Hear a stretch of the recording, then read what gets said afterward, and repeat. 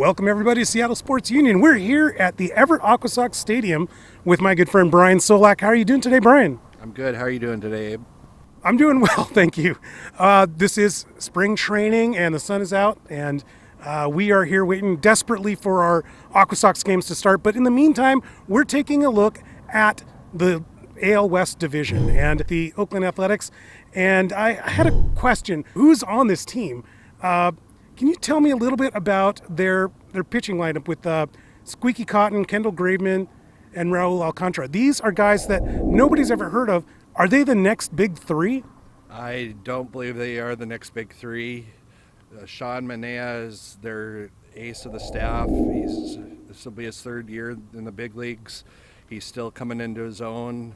I could see him developing into a decent young pitcher, but down the road, I see them trading him off for more prospects. He is a decent strikeout pitcher. Then Kendall Graveman is their second pitcher, and he's about a good 10 to 12 win guy. Otherwise, after that, Cotton and the rest of the guys are suspects. They have some talent, but they're injury prone, and I don't see them lasting pretty much the entire season. Those are some pretty damning statements, sir. That's not a very good outlook. No, it's not a very good outlook.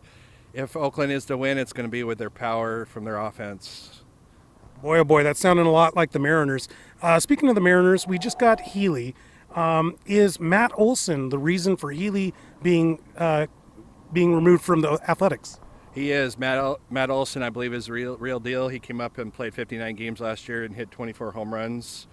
And he just got a high upside. He can play defense. They see him being a possible average 30 home runs a year player. They made the right trade. And in the meantime, we get a guy with a broken hand? Something like that, yes. Ryan Healy will do well for the Mariners if they can get him healthy. Well, let's just stick with Healy for a second. We're all Mariners fans here. Well, you're definitely a Mariners fan. Look at that throwback Aquasox Frogs jersey, and a trade that we had last year. If I'm right, Boog Powell was traded to the Athletics for Yonder Alonso. Now Yonder is yondered off to Cleveland. Boog Powell is going to stick around with Oakland this year. A friend of mine is a huge fan of his, and my personal opinion, I think he's going to be a fourth or fifth outfielder due to Oakland having some good outfielders as it is. But Boog Powell, definitely Oakland did get the better of that deal. The Yonder Alonso trade for Boog Powell, big disappointment, and we're going to have a show, you and I, where we do nothing but trash the deals that DePoto's made. But this is not that time. A good trade that the Athletics made. Last year, they traded Sonny Gray away for a bunch of prospects, including Dustin Fowler, George Mateo, James Caprillion. I don't know much about these guys. Are any of them going to make it? Down the road, I believe all three are going to make it. Dustin Fowler is going to be hitting leadoff and playing center field this year for Oakland. He has the potential to be a 5-tool player. His power is about 10 to 15 home runs a year, but he does play defense and he's got some speed. For Mateo, he's going to start out the year in the minors. He's a possible future shortstop or center fielder. He is definitely a 5-tool player. New York Yankees signed him when he was 16. And over the last 6 seasons, he's had about 250 steals combined. So he does have some speed and some raw power as well. I see him possibly, if he does have a good first half, he might be called up if they do decide to clean house once again. The third guy, the pitcher, he's a future number 2, possible number 3. He did have Tommy John surgery. I do see him, if he can come back healthy, he should be able to be in the majors within a couple of years. He's got about 3 or 4 different pitches. Oakland definitely got the better of that trade, in my opinion. This is the third straight 5th place finish for Bo Mel. I hate that nickname. Bob Melvin. He's been in the cellar dwelling for years. Is it time for him to go? I don't see him going, and I get a lot of grief for this, but I think Bob Melvin is a good manager.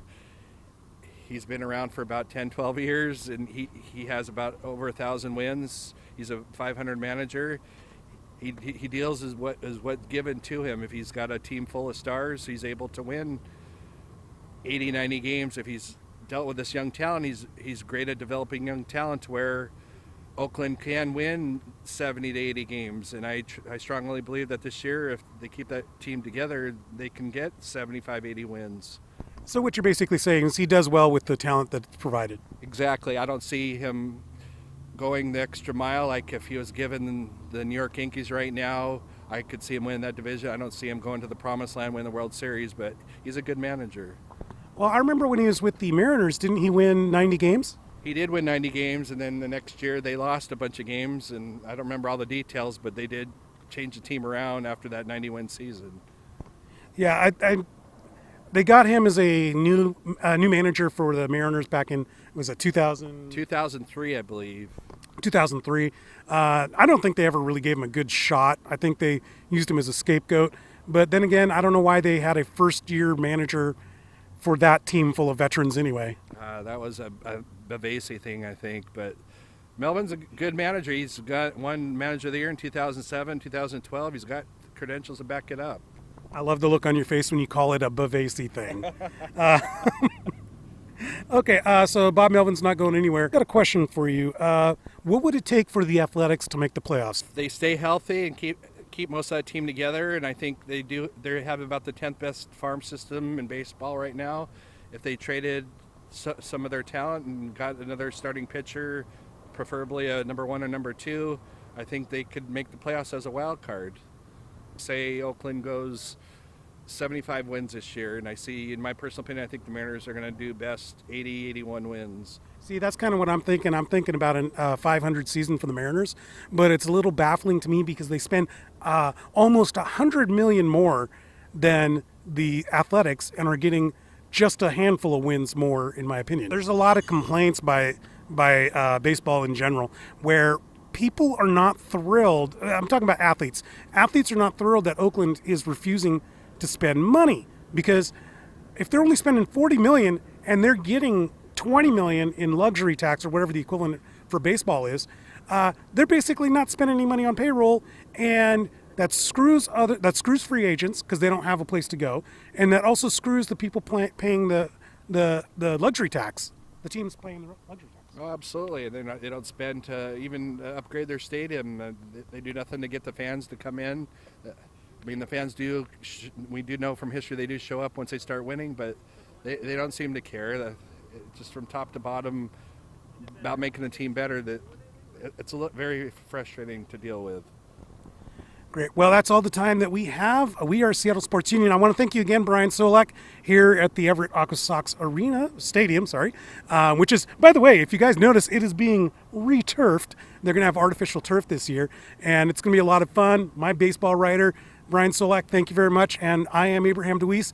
Have a great day, everybody. Keep checking out our great articles at SeattleSportsUnion.com, and as well on our Twitter page, that's at SeattleSportsU. We'll talk to you guys later.